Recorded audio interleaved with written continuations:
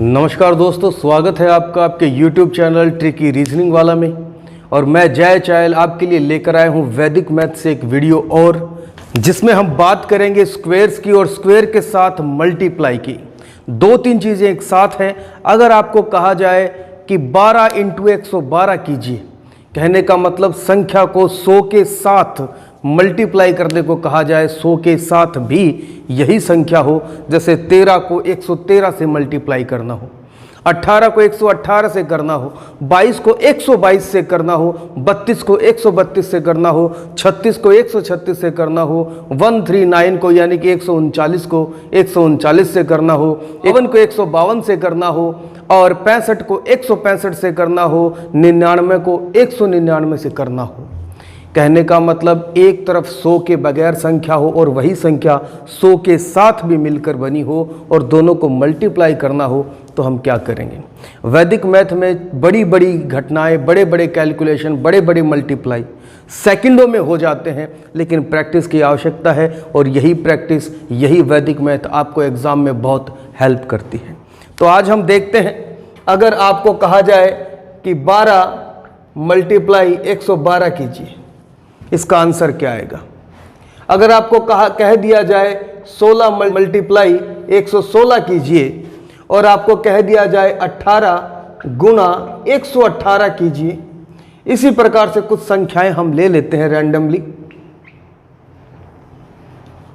32 × 132 यानी 32 × 132, 44 × 144,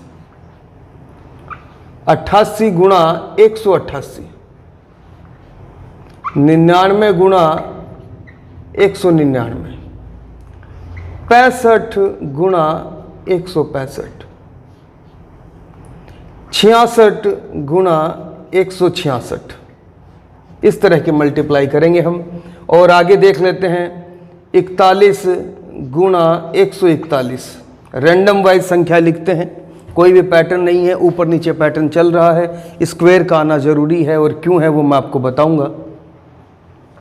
आगे कुछ संख्याएं देखते हैं, जैसे 45 × 45 और इनका मल्टीप्लाई हम देखते हैं कैसे करते हैं।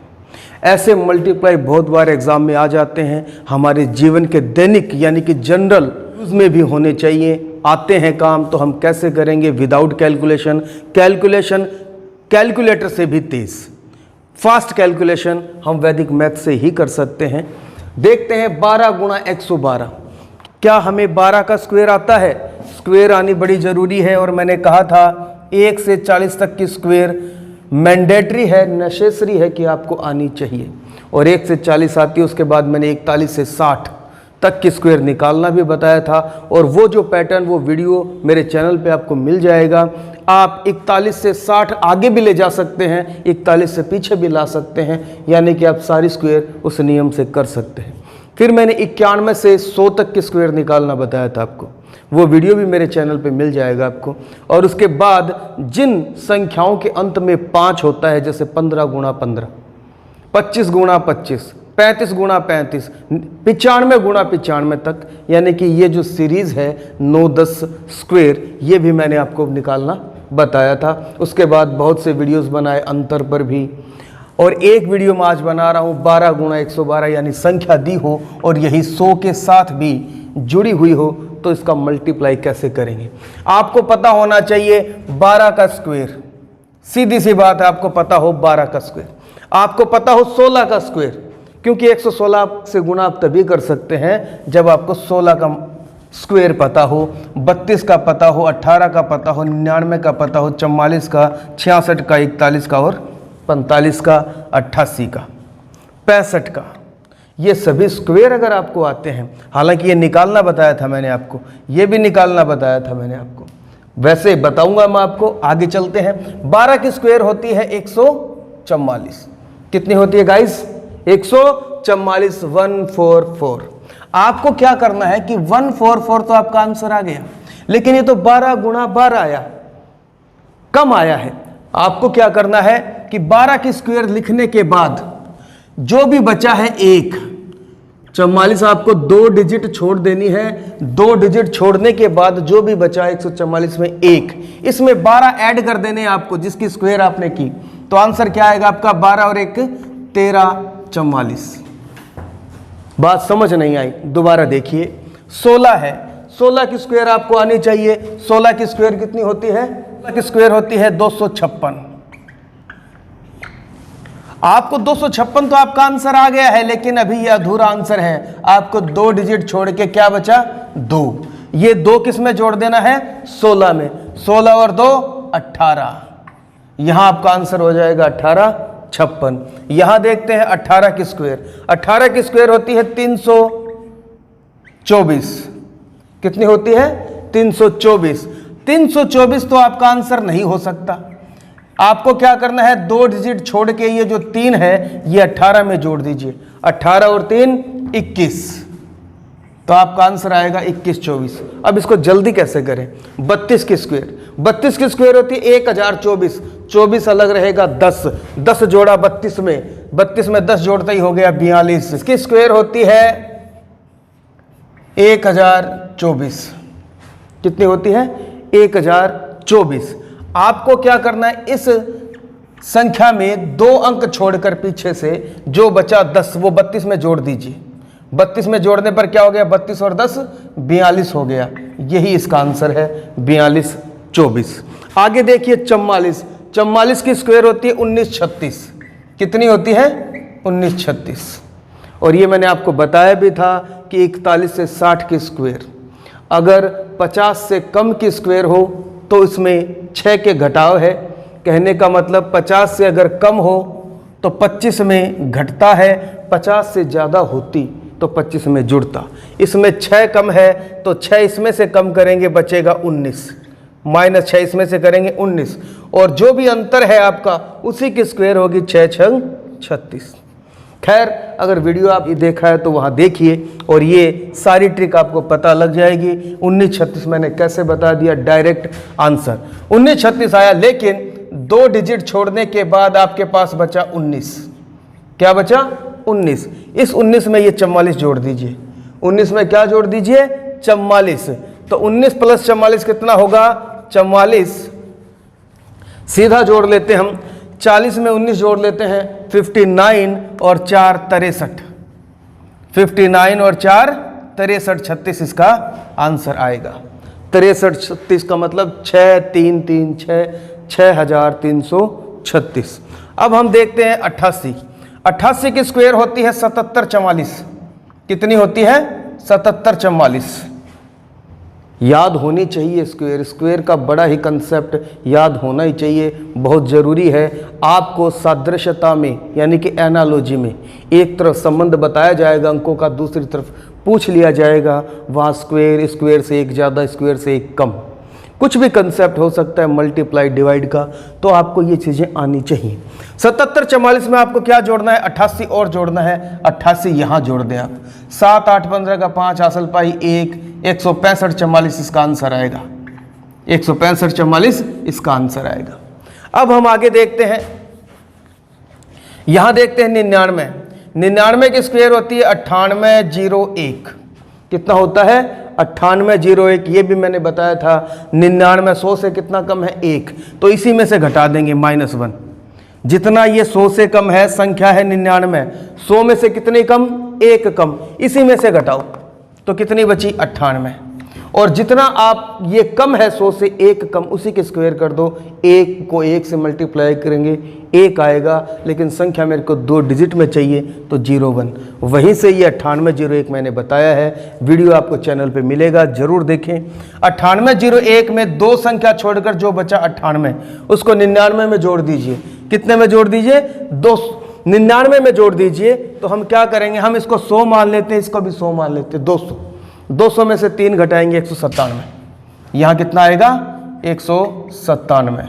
छोटा मोटा जोड़ घटाव आना ही चाहिए, बड़ा फास्ट आना चाहिए, जल्दी आना चाहिए, और ये तरीके आपको वैदिक मैथ से ही क्लियर होंगे। आगे देखते हैं 65। 65 का मल्टीप्लाई भी बताया था मैंने, जिसके अंत में 5 हो। 65 गुणा 65, 75 गुणा 75, 95 गुणा 95, 105 गुणा 105, 225 गुणा 225। जिसके अंत में 5 है उसमें अंत में तो 25 ही आएगा।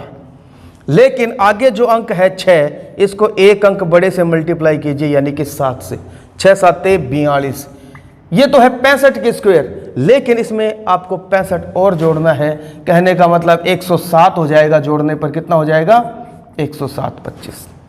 इस तरीके से वैदिक मैथ में हम बड़े से बड़ा मल्टीप्लाई कैलकुलेशन बहुत फास्ट और जल्दी कर सकते हैं, विद एक्यूरेसी कर सकते हैं। जीतेंगे हम ऐसे ही। जीतने वाला कोई नया काम नहीं करता, लेकिन वो हर काम को अलग ढंग से करता है, अलग तरीका है उसका। Smart work, not hard work, smart work. यहाँ से पेपर यहीं से पास होता है। अगर आप बड़ी बड़ी कैलकुलेशन करेंगे, पूरा पेज भरेंगे, पास होना थोड़ा सा मुश्किल है। और अगर इसमें नेगेटिविटी है तो आप पॉजिटिव और कॉन्फिडेंस के लिए वैदिक मैथ का सहारा लें, आपको निश्चित ही एग्जाम में बड़ा फायदा होगा। आगे देखते हैं 66। 66 की स्क्वायर कितनी होती है? 43 56। 66 की स्क्वायर होती है 43 56। और लेकिन मुझे गुणा 166 से करना है, तो मैं क्या करता हूं, इस 43 में जितना भी बच गया है 56 छोड़कर 43 में ये 66 मुझे जोड़ना है। जोड़ने पर 9 109 आएगा। 109 और ये इधर 56, तो मुझे पता चला 109 56 इसकी स्क्वायर बनती है। आगे देखते हैं 41। 40 की होती है 1600, 4 चौक 16, 2 जीरो और जोड़ दिए 1600। 40 की कितनी होती है? 1600, लेकिन उसने पूछा 41 की 16 81 कितनी होती है? 16 81। लेकिन गुणा 141 से करना है, तो 41 आप इसमें जोड़ दें, कितना हो जाएगा? 57 81। तो यहाँ पर आंसर आएगा आपका 57 81। आगे और देखते हैं 45 की स्क्वायर। पीछे 5 है, यहाँ भी किया था। 25 आएगा, 4 को एक अंक बड़े से करेंगे, 4 पंजू 20, 25 आएगा ही आएगा। 20 25 ये तो आया 45 का, लेकिन इसमें 45 और ऐड करने हैं आपको, यानी कि 65 25। कितना आंसर आएगा इसका? 65 25। वर्बली भी आप इनको काउंट कर सकते हैं।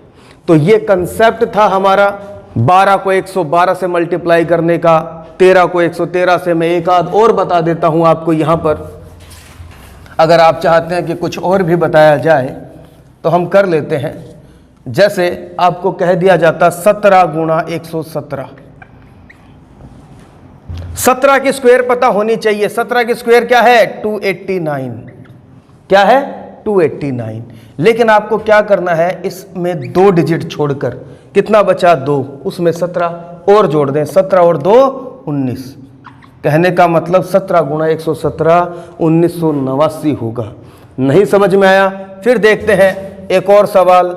26 गुणा 126। कोई भी संख्या स्क्वायर पता हो बस। 26 की स्क्वायर होती है 576। 576 में 2 डिजिट छोड़ेंगे तो 76 बचेगा इधर एक साइड में। 5 जुड़ेगा 26 में, और 5 26 में जुड़ेगा तो आंसर आएगा 31 76।